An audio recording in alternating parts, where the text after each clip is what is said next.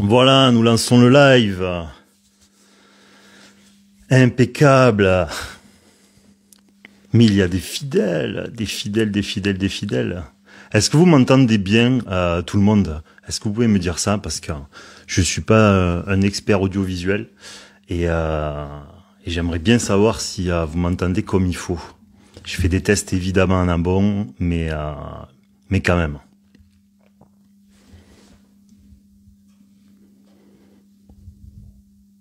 Retour les gars, merci beaucoup. Bon, mais le son est bien. En plus, on a des sourds parce qu'on va avoir il y a des profils là. P-Hug, hein, ça sent le chasseur, ça. Donc, il doit être un peu sourd à force. Impeccable. Bon, je vous laisse arriver, les gars. Je vous laisse tout ça arriver un petit peu. On attend 2-3 minutes.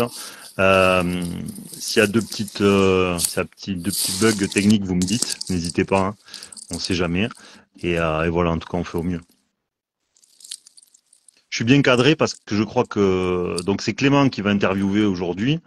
Et donc voilà, il va poser les questions. Donc normalement la fenêtre va être divisée en deux. On n'a pas trouvé de solution pour que ce soit une seule fenêtre. Hein. Mais écoutez, on va faire avec. Est-ce que Clément a du son? On va voir. Sinon, bah écoutez, j'assumerai. Je vais assumer sinon. Est-ce que tu m'entends bien? Ouais, je t'entends très bien. Ah ben, c'est impeccable. Est-ce que tu peux articuler un ch'touille plus, Clément? Ouais, est-ce que le chat m'entend bien?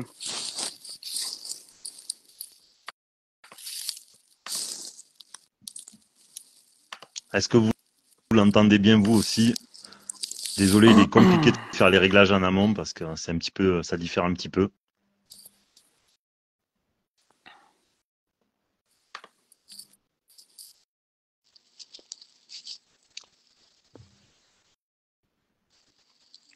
Ouais, mais pas d'image parce qu'il n'y a rien à regarder de mon côté. Hein. Ouais, il est disgracieux. Voilà, il a eu un accident d'aquarium. Il était en train de regarder les poissons. Et quand il a regardé ces poissons, il y a un poisson à qui son visage n'est pas revenu et qui a foncé dans la vitre. Hein. Et depuis, il est disgracieux, tout simplement. Voilà, C'est à peu près ça, si vous... Clément, ton histoire, si ma mémoire est bonne. C'est ça, si vous voyez à peu près le bossu de Notre-Dame, on n'est pas loin. Voilà, voilà la raison de son absence. Physique en tout cas. Bon ben les gars, merci de votre présence là, à ceux qui sont d'ores et déjà ici.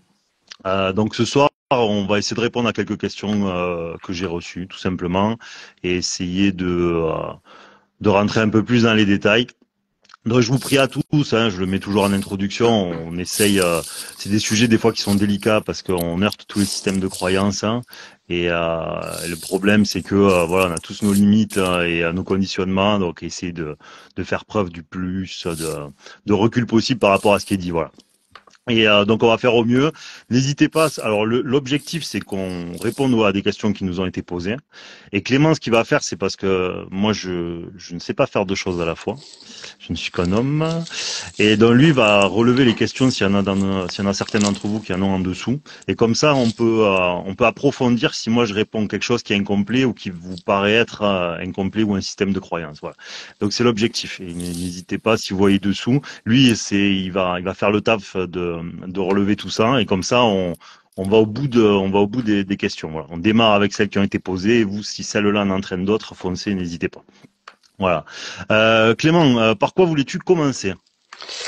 Alors, alors on pourrait déjà commencer par quel conseil tu pourrais donner pour toujours améliorer sa vie, éviter les moments difficiles et aussi, est-ce que tes conseils sont applicables à tout le monde?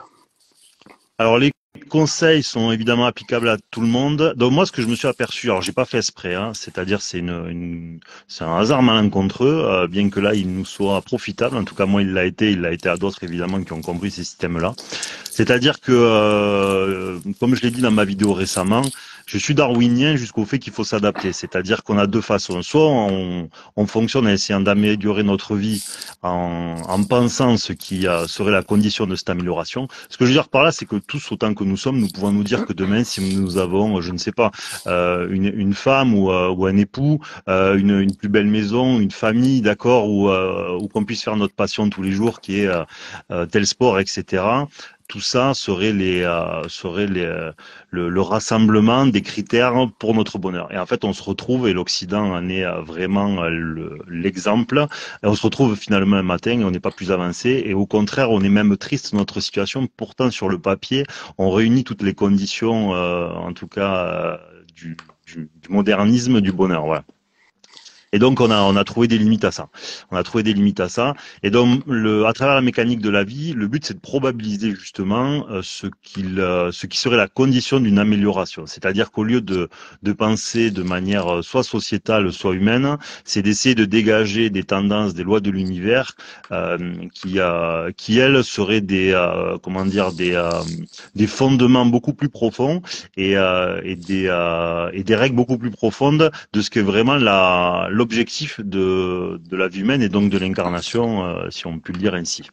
Donc le but, c'est plus on va comprendre ces lois de l'univers, et c'est celles qu'on va énumérer tout au long, que ce soit des interviews, des vidéos, etc., de la mécanique de la vie, plus vous allez voir, enfin il y a plein d'entre vous évidemment qui comprennent ces choses-là, ou qui les appliquent déjà, mais ça va permettre vraiment justement de se rapprocher de ces lois de l'univers.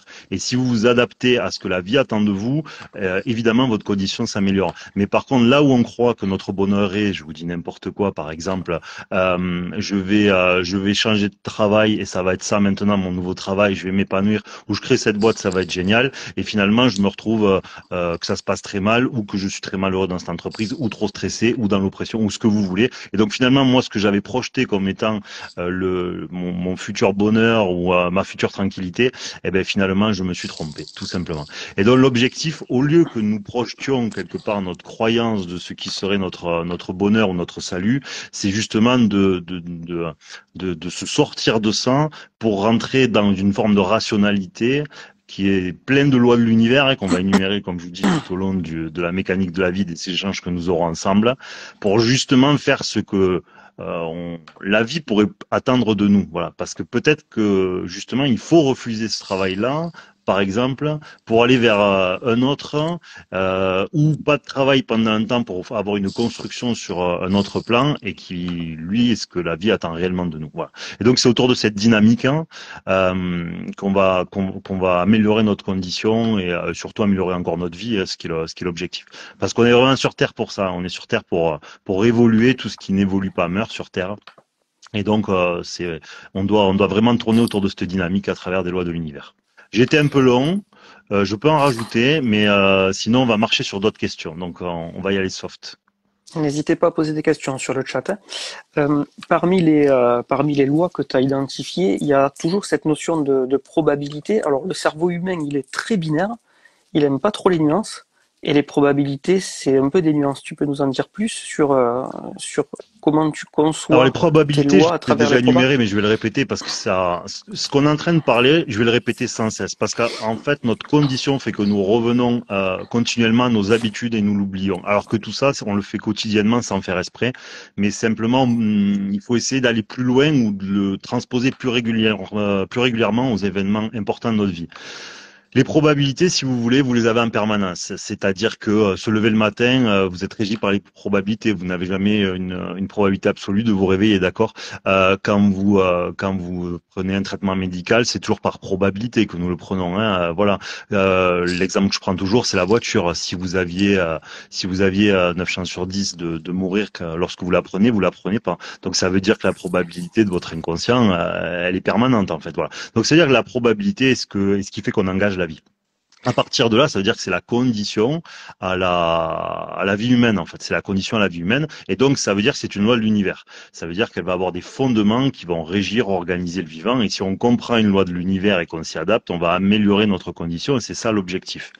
Donc, ce que voulait dire Clément à travers les probabilités, c'est que justement, comme on ne sait jamais dans l'absolu ce que nous devons faire ou ce que nous devons être, ou les choix que nous devons faire, ben le but c'est quelque part de maximiser les probabilités de réussite, d'accord? C'est-à-dire que même au poker, les bons joueurs de poker, vous pourrez toujours gagner un très bon joueur de poker un jour parce que vous avez de la chance. Mais comme lui va fonctionner aux probabilités, si vous jouez 100 fois avec lui, vous aurez 90% de chances de perdre, voilà, parce que lui raisonnera en probabilité. Vous le voyez si vous suivez une partie par exemple. Voilà, donc ça c'est les probabilités, il faut les mettre au cœur de la vie, parce que c'est la raison qui va faire que vous allez pouvoir faire, comme vous ne savez pas quel est le bon choix pour vous, vous allez maximiser les chances et vous allez réunir des éléments pour que la vie soit convergente avec vous, parce que vous aurez, par les probabilités, fonctionné avec la raison. Parce que la probabilité, c'est la raison. Parce que le problème, c'est que si on fait un choix et que derrière on a des émotions, j'ai besoin, par exemple, d'un travail, on reste sur le travail. J'ai besoin d'argent. Oui, ça me plaît comme activité. Cette boîte, elle a l'air sympa. Il faut que je puisse subvenir à mes besoins et ceux de ma famille, donc il faut que je sois sûr qu'il y ait de l'argent derrière. Par exemple, d'accord, c'est humain, hein, la question elle n'est pas là.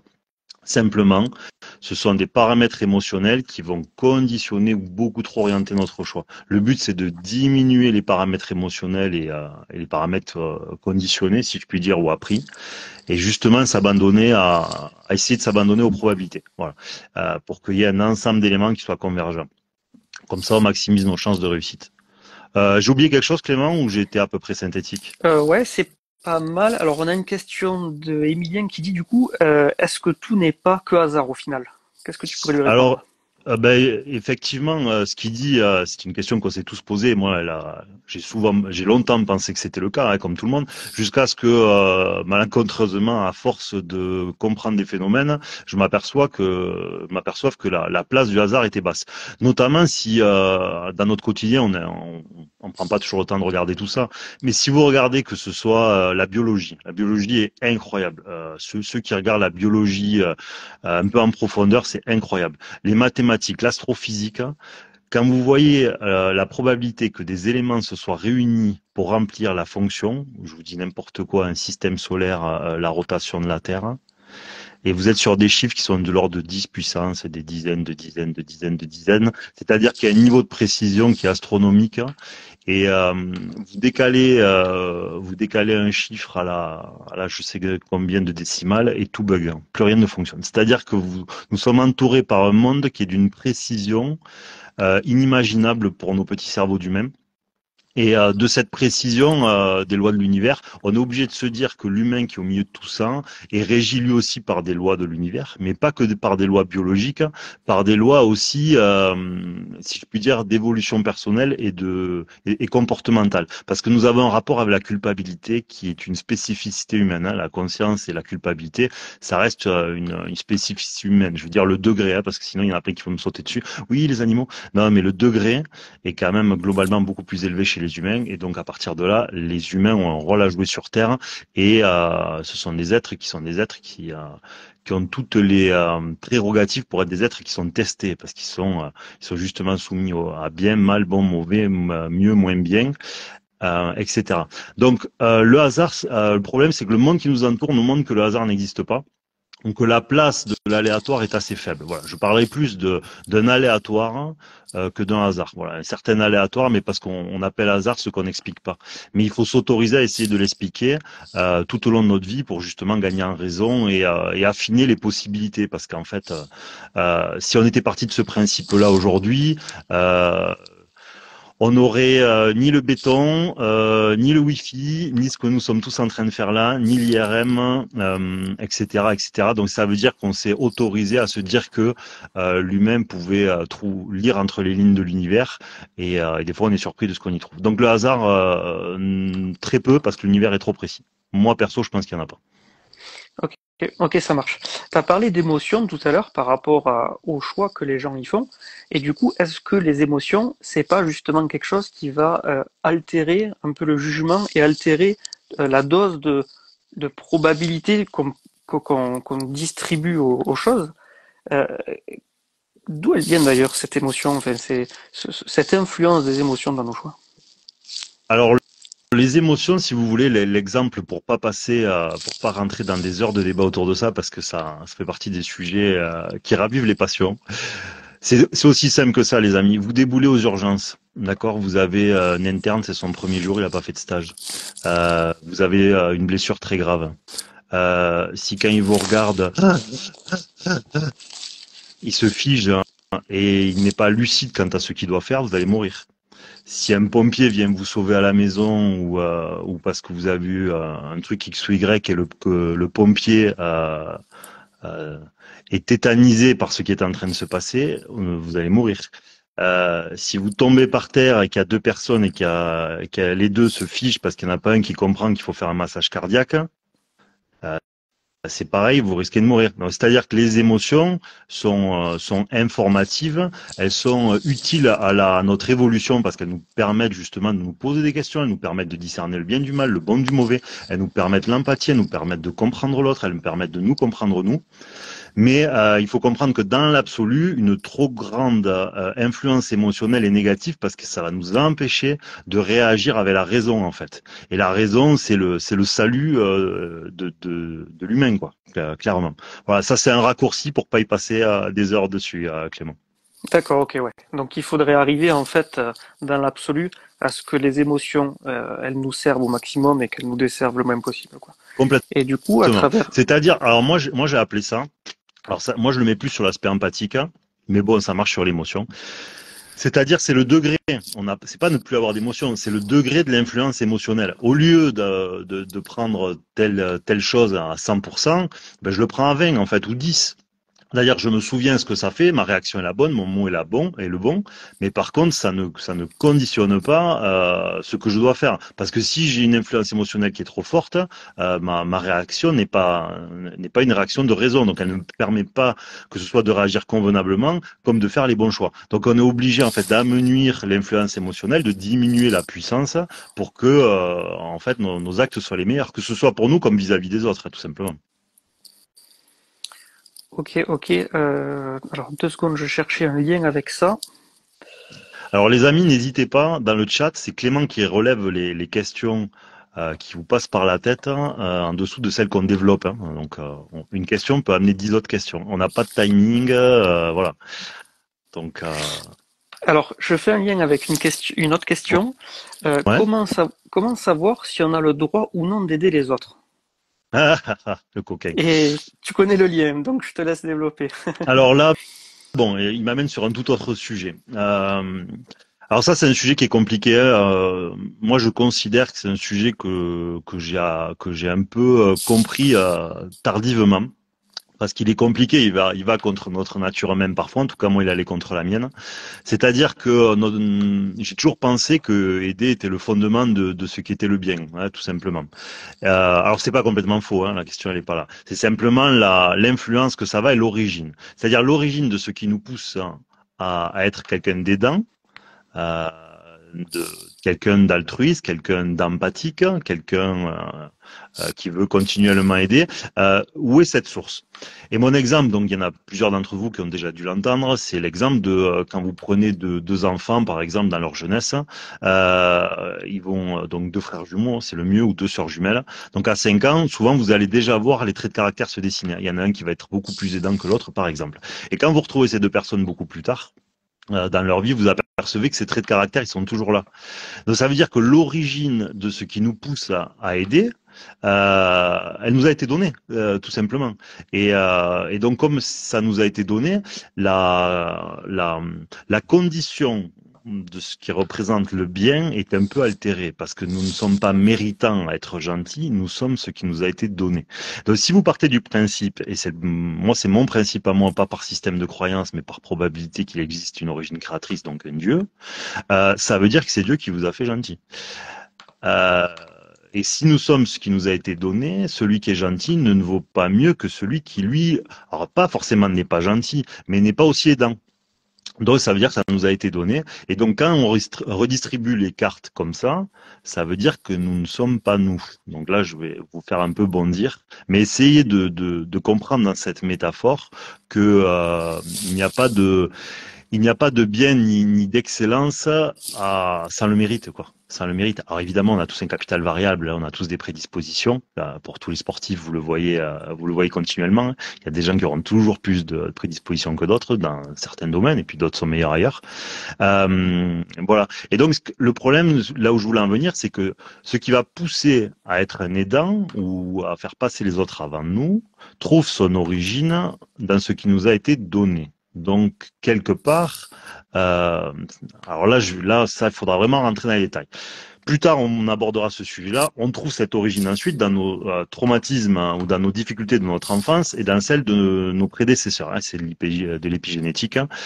C'est-à-dire que le traumatisme vécu par nos prédécesseurs est inscrit génétiquement et donc va orienter nos caractères. Mais il peut y avoir des porteurs sains. Hein. Voilà, vous pouvez être un porteur sain et ça saute une génération. Ça fait que un gentil, n'oubliez pas. Ça veut dire quoi? Ça veut dire qu'en général, on a peur d'être rejeté, on a besoin d'amour, peur d'être abandonné, on manque de confiance en nous. D'accord? Donc ça veut dire que notre condition qui nous pousse à faire tout ça trouve son origine dans des peurs, des peurs, des peurs, des peurs. Donc si nous réfléchissons jusqu'au bout, ça trouve son origine dans du négatif. Donc ce que nous produisons trouve son origine dans de la souffrance en fait, tout simplement. Et donc ça ne veut pas dire que demain on doit changer de caractère. Ça veut dire qu'on a un déséquilibre la plupart du temps. On va avoir du mal à dire non, on va avoir du mal à respecter nos limites. On va faire passer les autres avant nous. Dans les relations, on va avoir tendance à s'abandonner aux autres. Dans notre famille, à notre travail, on va souvent empiler le travail pour les autres parce qu'en fait on ne sait pas dire non. Donc on va cumuler, cumuler, cumuler. Voilà.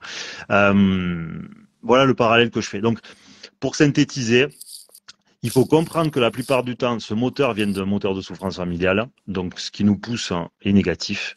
Donc, ça veut dire qu'il faut le sevrer partiellement parce que sinon, après, vous allez avoir les symptômes physiques pour vous sommer de changer de comportement.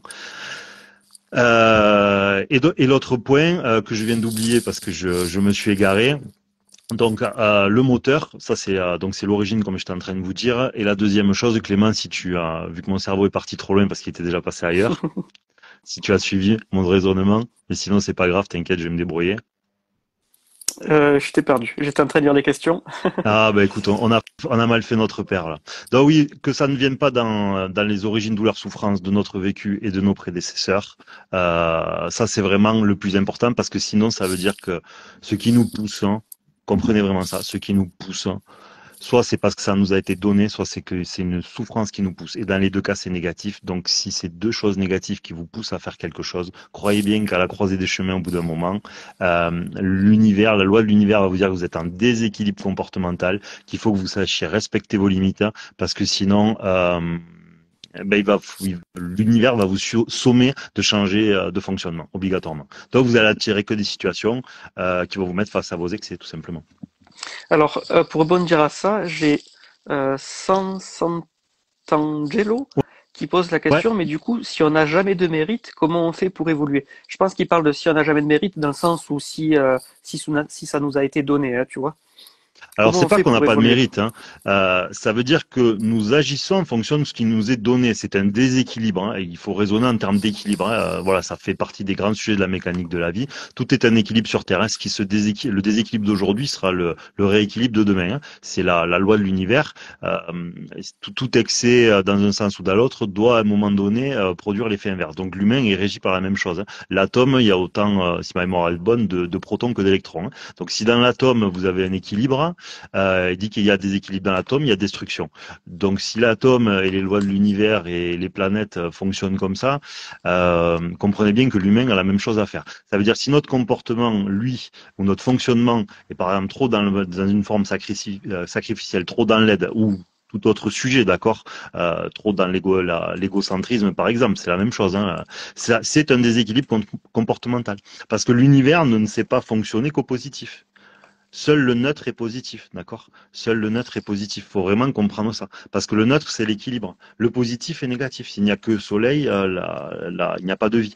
Donc, que le soleil va être négatif au bout d'un moment. Si vous n'aimez que la pluie, il n'y aura pas de vie. Donc, c'est négatif aussi. Donc, seul le neutre est positif dans les lois de l'univers. Ça veut dire que pour l'humain, seul le neutre est positif dans l'absolu. Parce que c'est le seul qui ne nous engage pas qui ne nous met pas en déséquilibre. Et donc, c'est lui qui nous minimisera les probabilités d'avoir un problème. Ok, ok, ok. Euh, J'ai toujours répondu. dans Si cette... des fois je pars un peu trop loin, Non, c'est pas mal. tu me, Enfin, ça me paraît clair, moi. Mais bon, si le super. chat n'est pas d'accord, qu'il le dise. Alors là, Le j'ai une chat, petite le question. chat. Le chat. J'ai une petite question piège de Johan Kopp qui dit, mais du coup, un comportement psychopathe serait donné par Dieu, par exemple? Ben, ben évidemment. Enfin, au bout d'un moment, soit le problème, je vais être pénible là, les copains, mais on est obligé de choisir. On est obligé de choisir. C'est-à-dire que normalement, si vous pensez qu'il existe une origine créatrice, donc vous validez Dieu, que ce soit les grandes religions comme aujourd'hui en sciences, les grandes religions vous disiez omnipotent, omniprésent, omniscient, partout et dans tout. Donc, soit il est partout et dans tout, soit il ne l'est pas. Sachant qu'en plus, depuis, on a découvert la mécanique quantique, par exemple, et on découvre qu'une particule peut être à plusieurs endroits à la fois. On découvre qu'entre deux choses, il y a toujours quelque chose, etc., etc. Donc ça veut dire quelque part que la science, même si sur le quantique elle reste très évasive parce qu'elle n'y comprend pas grand-chose, semble valider les théories historiques de toutes les grandes religions, en tout cas monothéistes, quoi. Donc ça serait survalidé quelque part. Donc le problème c'est que soit on met Dieu partout, soit on le met nulle part. Et si on commence à le mettre partout, et en plus la science semble valider les théories religieuses, ça veut dire qu'effectivement le sociopathe, hein, il lui a été donné sa sociopathie, puisque le hasard n'existe pas et que tout est à sa place, même à la centième de décimale. Donc pour moi, complètement. Ok. Euh, il y a un Kiku7 qui demande comment gérer ses émotions pour que la raison prenne le dessus. Alors, il y a plusieurs choses. Déjà, il faut comprendre par la raison, c'est-à-dire par tout ce qu'on vient d'expliquer, la raison pour laquelle en fait fonctionner de manière trop émotionnelle est négative. Déjà, un diagnostic, c'est déjà le premier pas vers. Donc ça, c'est très important. Deuxièmement, il faut à des moments être courageux. C'est-à-dire que si vous remettez encore au centre qu'il existe une origine créatrice, c'est-à-dire qu'il y a des moments où on ne va pas arriver à faire les choses, mais par contre, on peut se légitimer à faire en sorte que on soit un peu aidé par la vie, si je puis dire. Ça veut dire que de temps en temps, ce qu'il peut faire, par exemple, quand il va être dans des moments de trop grande émotion, euh, il faut essayer justement de rationaliser ce que nous ressentons. C'est-à-dire que plus vous comprenez la nature humaine, plus ça vous aide. Parce que ce qui amène les gens, la plupart du temps, à une émotion dense, c'est des gens qui ont une grande empathie ou un altruisme qui est puissant. Ça veut dire que ce qui va les rattraper la plupart du temps quand ils vont essayer de ne pas s'impliquer émotionnellement, c'est la culpabilité.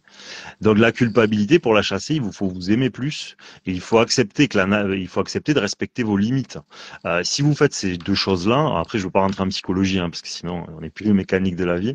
Ben déjà ça va amenuire, si vous vous occupez de votre culpabilité, votre obligation de faire les choses ou de ne pas renoncer aux choses. Et donc ça c'est extrêmement important.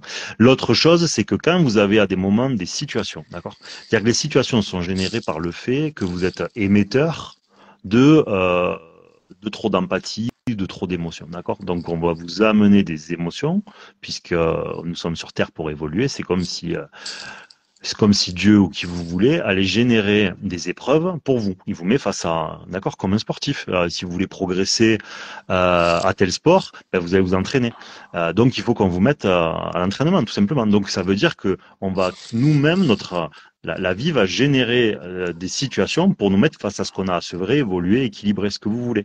Ça veut dire que quand vous êtes mis en situation, de temps en temps, essayez de faire l'effort, de montrer patte blanche, si je puis dire, c'est-à-dire que vous avez essayé de faire de votre mieux, et parce que vous aurez essayé de mieux gérer vos émotions, de mieux réagir, d'agir plus avec raison, de, de, de minimiser la culpabilité. Vous ressentez la culpabilité, vous l'avez, mais vous essayez de la rationaliser.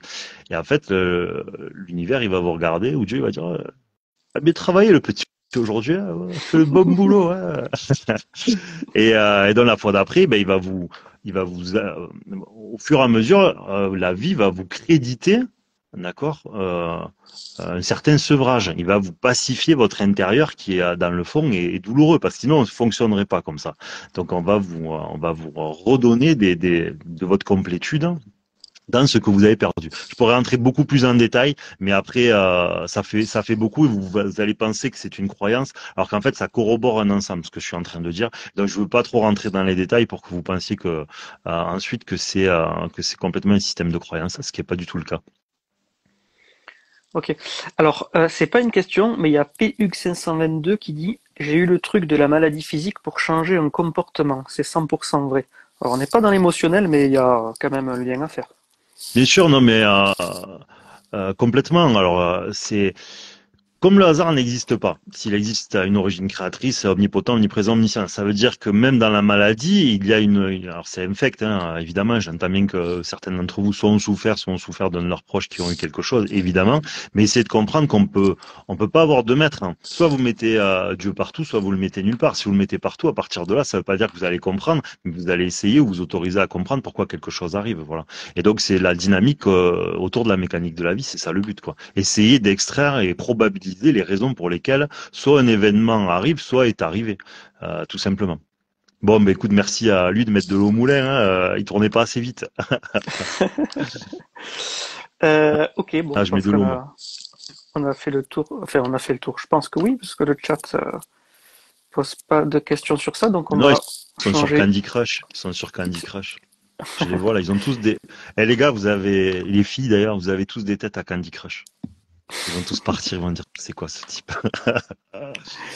Allez, une question qui va toucher beaucoup de monde, je pense. Peut-on vivre à notre époque sans visibilité et pourtant s'épanouir loin de notre ego? Alors, peut-on s'épanouir à notre époque? Alors, dans l'absolu, oui. Dans l'absolu, oui. Le problème, c'est notre temporalité. Nous sommes des êtres, nous sommes des êtres temporels et notre rapport au temps est permanent. Donc, c'est vrai que nous sommes des êtres en plus d'insécurité. L'humain est un être profondément insécure sous plein d'aspects, que ce soit affectivement, que ce soit par la peur de mourir, ce que vous voulez. Le simple fait, en fait, d'accélérer ma voix est presque une révélation comme quoi j'ai peur de mourir parce que l'humain a cette capacité d'accélérer le temps, d'une certaine manière. Donc, du moment qu'il touche à la temporalité, presque, il touche à son rapport au temps, donc à la mort, parce que le rapport au temps, c'est la mort. Donc, on pourrait, si on va loin, aller jusqu'à là. Voilà. D'accord. Et pourtant, s'épanouir, c'était quoi? Et pourtant, s'épanouir, loin de notre ego, non? C'est C'est un truc comme ça? C'était peut-on vivre à notre époque sans visibilité et pourtant s'épanouir loin de notre ego? Ouais. Ouais, d'accord, ok. Oui, il veut dire que c'est un peu, comment dire, antinomique, quoi. Ben, en tout cas, oui, bien sûr, pour moi, complètement. Simplement, il faut comprendre que on est dans un processus d'incarnation. Nous sommes sur Terre pour évoluer. L'ego, c'est un processus, c'est-à-dire que on le met à la sauce. L'ego, ça veut dire moi, hein, en latin. On le met à toutes les sauces. Le problème, c'est que celui qui n'a pas d'ego va manquer d'estime de lui, il va manquer de limites, etc. Donc, c'est négatif. Ça peut être un manque d'amour de nous-mêmes. Donc moi, je dirais il y a une partie de notre vie, si on en manque, par exemple, si on va manquer, ou en fait, on va tous, de toute façon, avoir un ego mal placé. Hein, on va tous mal placer cet ego-là dans un premier temps. Pour moi, il faut passer par comprendre la vie, diagnostiquer, essayer d'être plus subtil dans notre compréhension des choses. C'est-à-dire que là, l'ego va devenir plus juste. Le moi va devenir plus juste parce qu'il va être plus équilibré, il va être plus rationnel. Donc il va être bien meilleur en fait d'une certaine manière. Voilà. Donc il faut passer par le soin pour apprendre d'une part à s'aimer, se rapprocher de ce qu'on veut être. Voilà. C'est-à-dire que on se fait un idéal, mais un idéal philosophique. Hein, on se fait pas un idéal, je sais pas moi, Superman, les gars, un truc rationnel, les filles, un truc rationnel. On essaye de se rapprocher de cet idéal philosophique. Quand on va commencer à s'aimer, il faut faire attention que justement cet ego-là ne nous mange pas, parce que souvent les gens qui ont manqué de confiance et qui commencent à en avoir tombent dans le gouffre inverse, où c'est une espèce de monstre intérieur qui a le manque de confiance, je parle, qui veut se nourrir continuellement et ça ne s'arrête jamais. Donc il faut passer par un temps, comprendre la vie. Ensuite, une fois qu'on l'a compris, essayer de devenir ce que nous avons compris ou nous en rapprocher. Quand on l'a compris, pour moi, il faut tout démonter ensuite, hein, pour sortir de ce moi qui va ensuite nous manger. C'est-à-dire que on enlève le côté justement trop introspection, trop sur nous pour le détruire, parce qu'en fait on sort, en fait on s'extrait de cette réalité incarnée d'une certaine manière, parce que le plus haut degré quelque part de relation que nous avons à avoir, il est entre nous et l'origine créatrice en vérité. L'humain c'est juste des rapports pour nous renvoyer ce que nous avons soit à comprendre, soit à sevrer, soit nos interactions, nos plaisirs, etc. Mais dans l'absolu, c'est juste un plan de. C'est comme dans un jeu vidéo, hein. Le but à Mario, c'est pas le premier trou, ni la première plateforme, ni le premier champignon. C'est de finir le jeu. Voilà. Donc, mais il faut en passer par là pour arriver jusqu'au fond. Donc Ok. oui, on peut Euh, s'épanouir loin de notre ego. Dans cette époque, effectivement, elle a des complexités qui lui sont spécifiques évidemment, parce que, allez, je vais juste rajouter ça pour une simple et bonne raison. La définition de bonheur au sens philosophique, c'est un sentiment continu. C'est ce qui le distingue de la joie et du plaisir. Sentiment continu, continu veut dire pas d'arrêt de temps. Donc pas d'arrêt de temps veut dire pas de biologie même, dans l'absolu. Ce qui veut dire laisserait sous-entendre que le bonheur au sens philosophique n'est pas sur Terre. Mais bon, on va s'autoriser à dire qu'on peut s'en rapprocher. Et donc, si le bonheur est un sentiment continu, donc dont le temps ne doit pas être arrêté, cela veut dire que la liberté est convergente avec le bonheur. Et nous avons créé une société d'obligation. Il y a une règle pour absolument tout. Donc, c'est-à-dire que nous avons créé un monde qui est aux antipodes et à l'opposé total de la définition même de bonheur. Donc, effectivement, c'est pas le monde le plus compliqué pour être heureux. Mais ça ne veut pas dire on peut pas améliorer notre condition. On peut toujours, mais c'est pas le plus simple, effectivement. As-tu une autre question? Ou y a-t-il d'autres questions sur le chat? Voilà. Les copains, je fais cette parenthèse juste une seconde. C'est que souvent, les lives sont coupés au bout d'une heure par Instagram. Si c'est le cas, on en relance un direct après. Hein. Sachez-le. On n'a pas trouvé de solution pour faire autrement et il semble que ce soit qu'une heure. Donc, sachez-le. Si ça coupe, on relance direct. À toi, Clément. Ouais, Nicor65 dans le chat qui demande comment arrêter de douter de soi. Euh, En fait, les gars, et filles, le problème, les gars, c'est une expression, mais du coup, ça exclut beaucoup de monde. Alors, je vais arrêter. Il faut que je la change. Faut que je la change. C'est une expression qui va pas. C'est une expression qui va pas. Comment arrêter de douter de soi? Des gens, il y a des moments quand on se retrouve face à notre doute, hein, il vous faut ne pas le laisser trop s'animer. Le doute, c'est le rapport un peu du capitaine et du matelot. Moi, j'ai tendance à le voir comme ça, hein. Mais sur bien d'autres facteurs, c'est la même chose. C'est-à-dire qu'il faut devenir le capitaine de son navire. La tête n'est pas est votre détracteur autant qu'elle est votre sauveur d'une certaine manière. Et donc une fois que justement vous avez probabilisé que ce que vous devez faire est bien, quand vous êtes le capitaine de votre navire, alors vous allez me dire c'est un rapport un peu bizarre à soi, mais c'est comme ça que le monde fonctionne. Hein. Eh bien c'est considérez que vous êtes le capitaine du Titanic, voilà. Vous êtes à la barre et là il y a un matelot, ça fait 2 semaines qu'il est là, il arrive et fait capitaine, capitaine, il y a un truc au large. Bon, dans le cas du Titanic, il aurait mieux fait de l'écouter. Mais dans votre vie, quand vous avez un projet qui vous paraît raisonnable et que votre matelot vient vous dire non, là tu vas pas réussir, non là il y a pas trop d'argent, non ça va être trop long, non là-bas il y a un concurrent ou je ne sais quoi ou pareil dans votre couple ou ailleurs, il faut absolument comprendre que la détermination fait partie de l'équation. Il est important de se considérer comme le capitaine du bateau et dire au matelot, s'il te plaît, le cap on l'a défini avant. On a réfléchi, on l'a analysé, on a les boussoles et les radars qui nous disent que tout est bon. On va aller là-bas. S'il te plaît, ne reviens plus m'embêter. Donc ça doit ressembler un petit peu à ça. Alors c'est un rapport avec nous-mêmes qui est un peu particulier, mais il est important parce que dans le doute, il faut de la détermination. Et c'est pour ça qu'une fois qu'on a agi avec raison, il faut aller au bout faut essayer d'aller au bout au maximum de cette raison. Et du coup, tu penses qu'il y a un lien justement entre l'émotionnel et le manque de soi, peut-être, hein, du coup? Entre l'émotionnel et le manque de Ouais, une soi. personne qui Oui, oui, pourrait oui, oui, manquer. ben, très souvent, ça va être lié parce que l'un va catalyser l'autre. C'est-à-dire le manque de confiance en soi va faire peur. La peur va densifier les émotions et les émotions vont nous saturer, vont nous empêcher en fait de prendre la bonne décision. Donc clairement, hein, c'est un catalyseur. Mais je le dis et je le redis, la mécanique de la vie est fondée sur des lois de l'univers. Si vous comprenez que nos fonctionnements quelque part sont des déséquilibres et d'autres choses, hein, on rentre dans les détails au fur et à mesure. Ce qui se passe, c'est que quand vous allez essayer vraiment de changer certains de ces conditionnements, c'est comme si vous faisiez un pas vers ce que la vie attend de vous. Et si vous faites un pas vers ce que la vie attend réellement de vous, et parce que vous croyez qu'elle attend de vous, elle va vous capitaliser, elle va vous récompenser tout simplement. Si vous faites, quand vous faites des bons matchs, vous avez les félicitations du jury. Quand vous avez bien travaillé à l'école, vous avez normalement des bonnes notes ou des mentions. Ben, c'est la même chose en fait. Simplement, si quand j'attends de toi, si un prof attend de toi que tu répondes à une question de mathématiques et que toi tu lui fais de l'histoire, faut pas t'étonner si t'as zéro à la fin. Et ben, c'est une métaphore pour faire comprendre que notre problème, et ça a été le mien toute ma vie évidemment, jusqu'à ce que je comprenne des choses un peu plus complexes, c'est que je ne faisais pas ce que la vie attendait de moi. Et c'est le cas de la plupart d'entre nous. Et c'est le normal, hein. Nous sommes là pour ça. C'est un apprentissage. Mais quand on l'a compris, on se doit de converger vers ce que la vie attend vraiment de nous. Ok, alors là j'ai une très belle question qui vient de m'arriver. Je vais te la lire. De Tango Bravo 29, existe-t-il une façon de faire, une manière d'opérer comme un programme pour le sport, pour respecter les lois de l'univers au quotidien?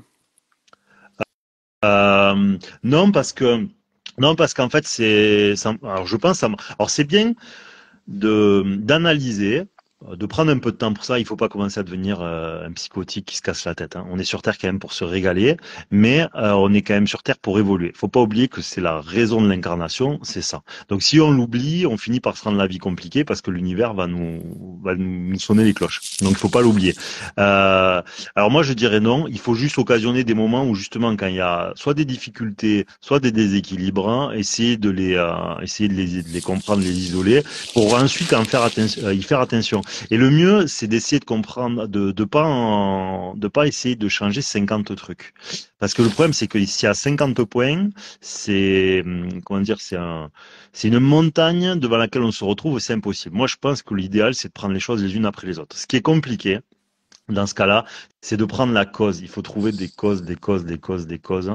Et c'est le but de la mécanique de la vie parce que en fait, une cause a 1000 conséquences. Et en fait, on se retrouve à parler pendant des heures de 1000 conséquences, alors qu'en fait, si on s'occupe de la cause, tout change. Et donc le but, c'est vraiment de trouver les causes. Et vraiment, j'espère que vous arriverez à suivre un peu la mécanique de la vie ou que ça vous plaira et que vous arriveriez à tirer justement cette essence de ce que les causes vous concernant parce que vraiment, vous allez voir il y a vraiment une amélioration. Et quand on fait ce que la vie attend de nous, on a une vie beaucoup plus cool, une vie beaucoup plus convergente. Alors, ne vous attendez pas à une vie comment dire, d'abondance au sens occidental avec de la thune et tutti quanti, c'est pas la question, mais une vie plus douce, hein, c'est ça l'objectif. Ok, ok, ok.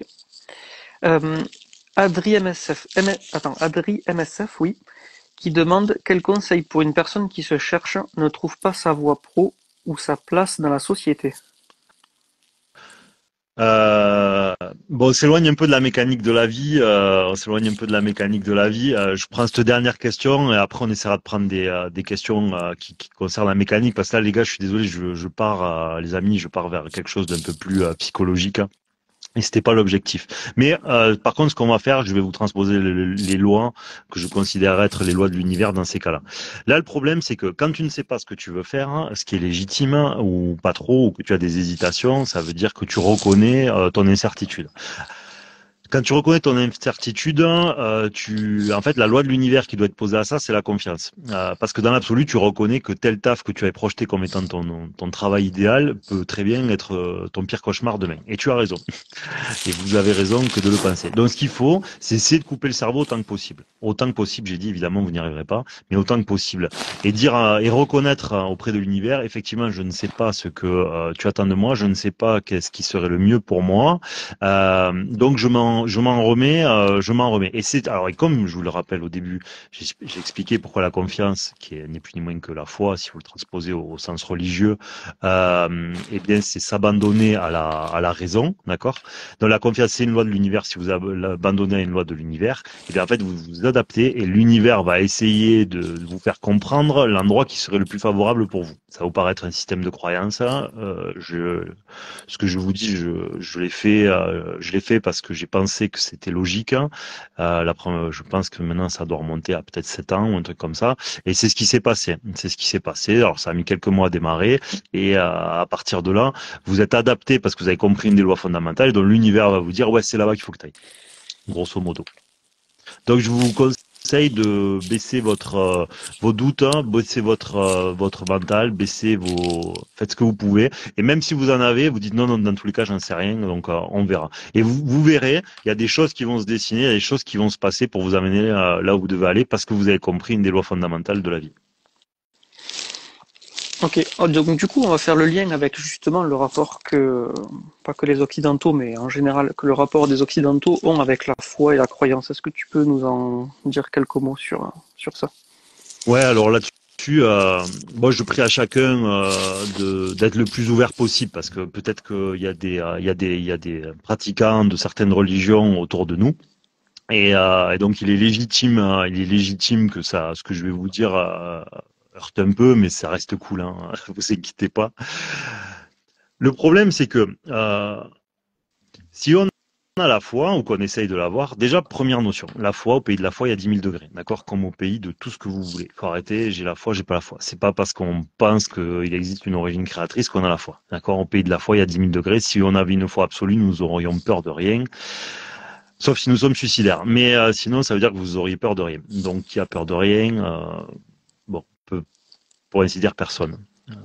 Donc à partir de là, déjà ça c'est vraiment la première notion. Au pays de la foi, il y a plein de degrés. Maintenant, le problème de ce sujet-là, c'est que on pense que croire en une divinité ou une religion fait de nous un croyant dévoué. Mais en fait, nous confondons, en tout cas pour moi, et je vous prie d'être ouvert à ce sujet. Le problème, c'est qu'on ne fait pas ce que Dieu attend de nous dans ce cas-là. Être croyant, c'est faire ce que Dieu attend de nous. C'est pas forcément prier, c'est pas forcément. Il vaut mieux, pour moi en tout cas, beaucoup moins prier et faire ce que Dieu attend de nous. D'ailleurs, ça me fait penser à une blague qui tournait sur Internet, euh, Tony Montana, qui disait que, elle est très marrante. Vous l'avez peut-être croisée. Euh, il dit, j'ai demandé un vélo à Dieu, Dieu me l'a pas donné. Alors j'ai volé un vélo, mais Dieu ne fonctionne pas comme ça. Alors j'ai volé un vélo et j'ai demandé pardon. Bon voilà, voilà, il a, je la trouve excellente. Je la trouve excellente. Donc voilà, l'erreur philosophique fondamentale que nous faisons, c'est que être un bon croyant, être un bon dévoué à Dieu ou à l'origine créatrice ou à une religion, c'est faire ce que Dieu attend de nous. Euh, et donc ça change tout, ça change tout. Et il faut s'autoriser à être subtil dans l'interprétation de notre lecture. Pour des catholiques, par exemple, les évangiles ce sont des métaphores, et les métaphores, hein, vous pouvez la lire à 15 ans, vous la lisez à 25, vous la lisez à 35, vous la lisez à 60, à 70 ans, et vous pourrez peut-être y trouver 5 sens différents, et certains sont beaucoup plus profonds. Donc ça veut dire que là, ce qui semble être une vérité, n'en est absolument pas une quelques années plus tard. Donc, qu'est-ce qui était vrai, qu'est-ce qui était faux?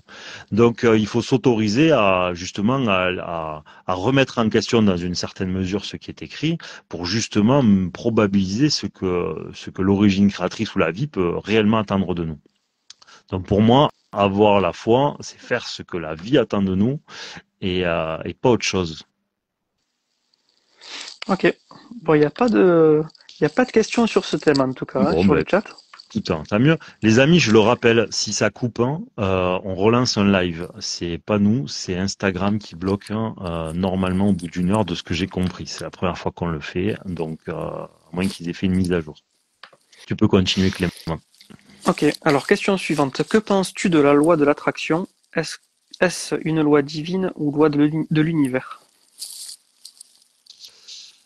Alors, c'est une question. Le problème, il faudrait la dissocier en plein de morceaux pour y répondre correctement. Alors, si la question c'est plutôt oui, oui, plutôt oui. Et il existe plutôt une loi de l'attraction, donc ça c'est plutôt oui.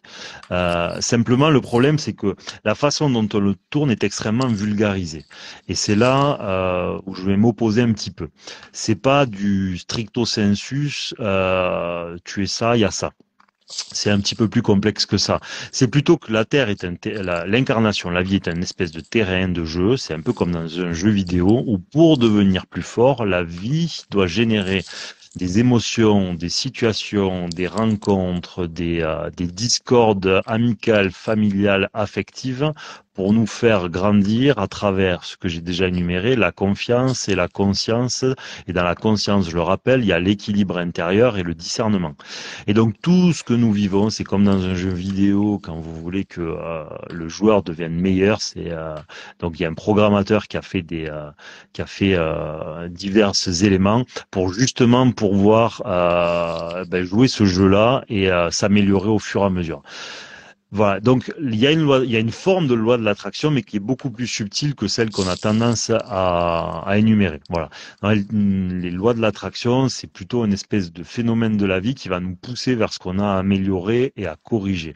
Voilà, c'est une espèce de processus de réparation et le but justement à travers la mécanique de la vie comme les lois de l'univers, c'est de se légitimer à ce que cette loi de l'attraction, qui est vraiment une loi comme je vous dis, de correction et donc de lourdeur, parce qu'elle est là pour vous mettre des coups dans les chevilles, pour vous aller dans la bonne direction. Donc c'est pas toujours agréable, c'est peut être même très tragique. Donc le but c'est vraiment essayer de comprendre les lois de l'univers, se légitimer à ce que à recevoir pour que la vie nous amène là où on doit être et pas toujours dans un processus de réparation. On sera toujours des êtres d'évolution et de modification, clairement. Hein, ça ne s'arrêtera jamais. Mais simplement, c'est que les événements que nous rencontrons peuvent s'amenuire. La dernière fois dans la vidéo, j'ai pris l'exemple des séismes. Au lieu pour nous faire évoluer ou corriger ou nous améliorer qu'on prenne du séisme 7, si on peut prendre du 1 ou du 2, c'est mieux. Donc c'est le but, hein, c'est le but. Ok, alors question du chat pour rebondir sur ça. Euh, à ton avis, la vie attend quoi de nous? C'est très personnel à chacun tout ça. Question de Alpha. Euh, alors, moi, pour moi, c'est pas du tout personnel. C'est pas du tout personnel. Alors j'aurais dit la même chose, hein, évidemment, il y a quelques années, parce qu'on croit que les humains ont une personnalité extrêmement singulière et complexe, hein. Alors que en vérité, c'est pas vraiment. On est des grands groupes, hein, d'individus et on n'est pas si différents que ça, contrairement à ce que nous pouvons penser. Je le rappelle, si ça coupe, les amis, on relance un chat, enfin un live direct. C'est pas nous, Ouais. c'est Instagram qui a 1 heure. Du coup, j'ai coupé. Tu peux me redire, Clément, la question, pardon. La question, à ton avis, la vie attend quoi de nous? C'est très personnel à chacun tout ça. Ouais, non, elle attend pas de nous, comme je vous ai dit. Elle attend que vous augmentiez votre degré de confiance. Donc, en vérité, votre degré de foi et parce que comme on a tous 10 000 maladies en nous et 1 million de manières de nous faire trépasser de l'existence, si la vie consent votre prochain souffle, c'est qu'elle a voulu que vous soyez là. Il faut vraiment comprendre ce truc-là. Voilà. Donc, ça veut dire que vous êtes dans le processus d'incarnation et vous êtes vous êtes immergé dans la vie. Voilà. Ensuite, il faut comprendre ce qu'on énumère à travers les lois de l'univers, c'est-à-dire qu'il faut augmenter cette confiance cette fois, et ensuite augmenter le discernement, donc je le rappelle, l'équilibre intérieur pour devenir un être plus évolué, plus adapté, plus équilibré, parce que comme l'équilibre est l'absolu sur Terre, plus vous rapprocherez de cet équilibre, plus vous rapprocherez de ce que la vie attend de vous, puisque c'est une loi fondamentale. Donc il faut que vous regardiez quels sont vos déséquilibres comportementaux, où est-ce que vous n'êtes pas équilibré, où est-ce que vous n'agissez pas avec suffisamment de raison, ça c'est le discernement, et il vous faut essayer d'augmenter votre degré de foi. Et tous les événements et les situations que votre vie va générer ne sont que dans cette dynamique-là d'augmenter vos degrés dans tous les secteurs que je viens d'énumérer. Donc c'est les mêmes lois de l'univers pour tous. C'est les mêmes lois de l'univers pour tous. Et c'est pas très différent les uns des autres, hein. Il n'y a pas 10 000 cas incroyables, quoi. D'accord. Oui, c'est des nuances. Oui. Ok. Question suivante. Comment trouver une personne avec de belles valeurs pour construire l'avenir? Alors là, c'est un long sujet. C'est un long sujet. Peut-être est-ce le temps de l'aborder dans son intégralité. Je vais essayer de le faire. Alors là, essayez parce que normalement, il y a beaucoup de notions différentes qu'il faudrait énumérer avant de répondre à une question comme ça proprement. Comme je l'ai dit tout à l'heure, l'humain vient au monde, l'enfant vient au monde dans un processus de réparation inconsciente. Il trouve chez ses ancêtres de la souffrance, d'accord, consciente ou inconsciente, on s'en fout, qui vont être des marqueurs chez lui, qui vont ni plus ni moins qu'être ces épreuves, hein, si je puis dire, qu'il a à sevrer. C'est comme si on va prendre la souffrance de tel événement de la vie de ton père, de tel truc de ta mère, de ton grand-père, de ton machin, de ton bidule. Ok, je te fais un super package que tu as signé avec la vie et je te le fous dans tes gènes. Ok, tu viens au monde et c'est comme si tu avais consenti ce package avec l'origine créatrice. À chaque fois que dans ta vie, tu auras besoin de prendre une direction différente, une balayette, une compréhension, une redirection, ce que tu veux, c'est comme si l'expression de la souffrance, que ce soit de ta jeunesse comme des ancêtres que je viens d'énumérer, va s'ouvrir, d'accord? C'est comme si tu étais porteur sain qui devient tu n'es plus un porteur sain, je sais plus comment ça s'appelle, mais en tout cas ça s'enclenche, voilà. Et donc à partir de là, tu vas être mis en situation parce que quelque chose qui ne s'exprimait pas à travers toi, je ne parle pas que de symptômes, hein, ça va générer aussi des situations. Eh bien en fait, ça va te faire rencontrer des événements. Et donc ces événements-là vont te permettre de faire augmenter ton degré de confiance, augmenter ton degré de conscience. Ok? Donc là, vous avez la boucle, en vérité, d'accord? Le but de la vie, c'est d'évoluer à travers ce que je viens d'énumérer. On trouve où ce que vous avez à faire dans la souffrance de vos ancêtres et de votre jeunesse. Voilà. Et tout ce que vous avez dit que vous avez sevré quelque chose, c'est comme si vos marqueurs soit s'atténuaient, soit disparaissaient. Ou ils ne s'expriment plus en tout cas. Voilà. Et donc maintenant, on revient à l'amour ou aux relations amoureuses. Que ce soit pour rencontrer un garçon ou une fille, c'est la même chose. Comprenez, nous sommes en Occident. L'Occident est une terre qui est relativement sécurisée, c'est-à-dire que on n'est plus à l'époque manger, boire, survivre est plus ou moins un acquis, surtout en France avec les aides sociales, si vous voulez. Ok, on rentre pas dans un débat politique, soyez sympa. Donc c'est un acquis. Ça veut dire que maintenant, pour vous éprouver, la vie, elle a quoi? Elle a les membres de votre famille, elle a les symptômes ou elle a les traumas. Ok. Comme des fois, la vie, elle a pas envie de vous faire trop mal, elle va passer par le seul truc qui nous fait un peu réagir quand on y accorde de l'importance, l'affectif amoureux. Donc, qu'est-ce qui va se passer? C'est que toutes nos carences, parce que je me mets dedans, affectives, toutes nos carences en termes d'équilibre, de discernement, de foi, de confiance, etc., eh ben, il va nous faire rencontrer des hommes ou des femmes qui vont nous mettre face à nos pathologies, face à nos déséquilibres, à nos carences, à nos lacunes, à nos besoins, à nos manques. Voilà. Et donc, quelque part, les individus que nous allons rencontrer, nous allons pas les attirer parce que je vais vous embêter, mais parce que nous les aimons, etc., nous allons les attirer dans un processus de réparation inconsciente. C'est pour ça que souvent, on te dit, suis ton cœur, le gars ou la fille a suivi son cœur, 6 mois après, il se sépare, et il a envie de se foutre en l'air. J'exagère peut-être un peu, mais vous comprenez l'idée. Donc si c'est pas ton cœur qui t'a ordonné d'y aller, c'est quoi? Bon, là maintenant on peut parler 3 heures, mais c'était juste pour essayer de faire un topo rapide. Une fois on parlera 3 heures de ça si vous le voulez.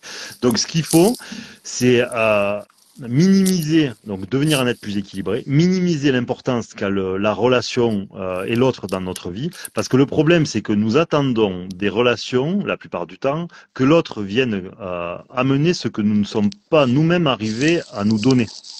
C'est-à-dire, imaginez la responsabilité qui porte sur un homme ou une femme dans une relation. En fait, on attend de l'autre qui nous sauve pratiquement. Okay. Donc, les couples s'assemblent dans une espèce de sauveur-sauvé. Et une fois vous êtes l'un, une fois vous êtes l'autre. Voilà. Et des fois, ça a des degrés différents où certains profils vont être toujours ils vont toujours avoir le profil de sauveur. Et une fois, pour leur dire, souviens-toi que toi aussi tu as été l'autre, ils vont être dans le profil de sauvé. Et c'est pour ça que ce soit les hommes ou les femmes, de temps en temps, vous allez attirer quelqu'un qui est très bien sur tout rapport et vous n'arriverez pas à l'aimer. Et pourquoi? Parce qu'en fait, vous êtes dans la situation où c'est l'autre qui est votre sauveur. Et donc, votre intériorité de souffrance ne densifie pas les émotions, donc le manque, etc., que nous apparentons à de l'amour, alors que ce n'est pas de l'amour, c'est une densité émotionnelle générée par nos douleurs, souffrances inconscientes. Et donc, quand vous en êtes sevré, l'amour n'est pas une émotion, c'est bon, je vais vous emmerder, ça fait utopiste, mais je pourrais en parler 3 heures. L'amour n'est pas une émotion, c'est une fréquence, en fait, c'est un état, C'est en fait, je n'ai besoin de rien, donc mon couple est un plus dans un tout. Mais je n'attends ni de l'autre qui me sauve, ni qui m'amène des émotions que je n'arrive pas à m'amener, ni qui comble mes manques, ni qui me protège, etc., etc., quoi. Voilà, je suis une unité qui va rencontrer une autre unité. Mais comme nous ne sommes que des êtres de besoin, de manque, de peur, ben nous attendons de l'autre des choses que nous n'arrivons pas à nous donner nous-mêmes. Donc forcément, la vie a tendance à nous amener, en tout cas pendant longtemps, des relations qui sont compliquées parce qu'en fait, nous sommes dans des processus de réparation lourds. Et plus on va l'amenuire, plus on va augmenter les chances que la vie nous amène des profils qui soient plus convergents et plus doux avec nous-mêmes, même si c'est pas parfait. Ah, ben c'est parfait. Il reste 25 secondes. On relance le chat. J'ai un message qui me dit il reste 22 secondes. Donc je le relance de suite et on vous retrouve tous immédiatement pour la suite. N'hésitez pas à envoyer des questions. Dit qu'on relance le chat. À tout de suite tout le monde. Je coupe.